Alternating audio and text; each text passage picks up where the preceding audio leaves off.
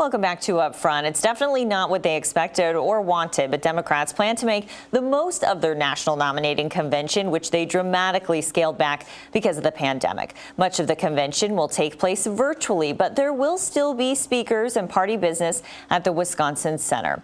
We're talking now with DNC Secretary Jason Ray of Wisconsin. Jason, we appreciate your time, and I know that the Democrats will be talking a lot about their platform this upcoming week. So go ahead and just tell me the top two highlights, would you say? What are Democrats running on this time around?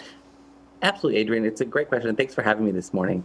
I think we are running around our stable and steady leadership around Joe Biden and how we're going to help restore the soul of America. What we're going to hear during the convention as we talk during the 4 nights is really about how we're going to help restore the middle class. We're going to help return and help grow the economy.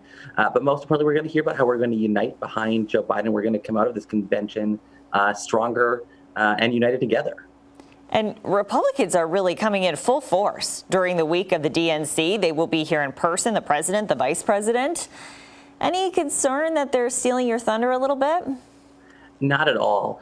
From the very start of this process, we consulted with public health experts to make sure that we are following proper guidelines and putting first and foremost the health and safety of the people here in Milwaukee first. And those public health experts advise delegates not to travel to Milwaukee.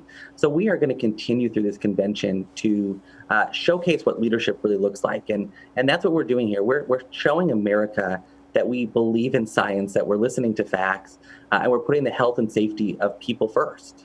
Do you think that Joe Biden needs to come here eventually in person before November? I don't need to remind you about what happened in 2016.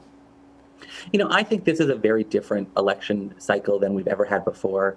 I know from the folks that I'm talking with, people are excited and they're fired up. They're ready for change. And I know that regardless of how this fall election will play out, we're going to put people and their health and safety front and center. But we're going to find really unique and exciting ways for people to get to connect with Joe Biden, to hear his message, and to turn out and vote in November. Is there any party chatter there? Do you think he will start to branch out eventually? We will continue to listen to public health experts, and make decisions. And that's what this is all about. It's showcasing to America how he believes in leadership, and that's listening to the experts. And what about the VP pick, Senator Kamala Harris? Do you think she'll be coming to Wisconsin? Again, Adrienne, I think it will depend on what public health experts say. I would love to see her. I think it was a phenomenal choice. She's someone who is going to be ready on day one to take office. I couldn't be more thrilled to have her as a part of the ticket with Joe Biden. I know that we as a party are excited for it. We're excited for our convention this upcoming week, and we are excited to unite together and head towards November for victory. And Jason, I know you've been involved with these conventions for a while now. You told me that this is your 5th one. You attended your first one when you were just a teenager.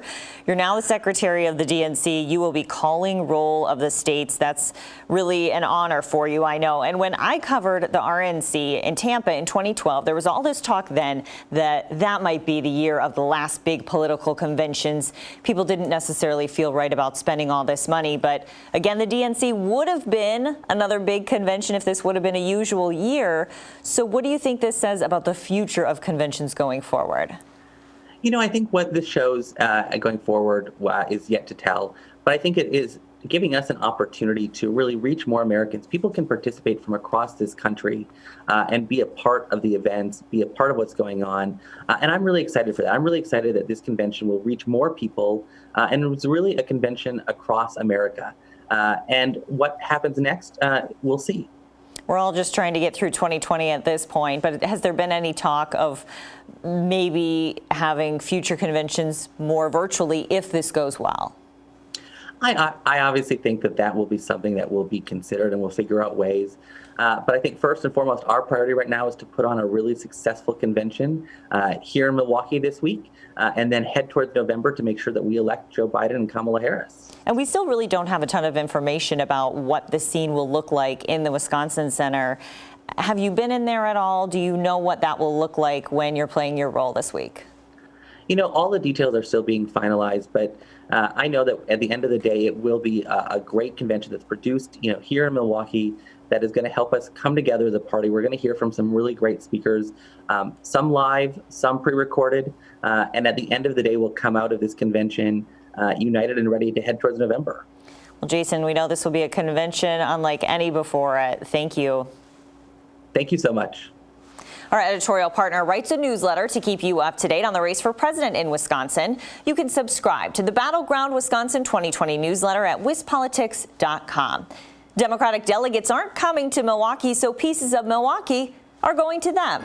Coming up, the creative ways Milwaukee tourism leaders are promoting the city in absence of an in-person convention.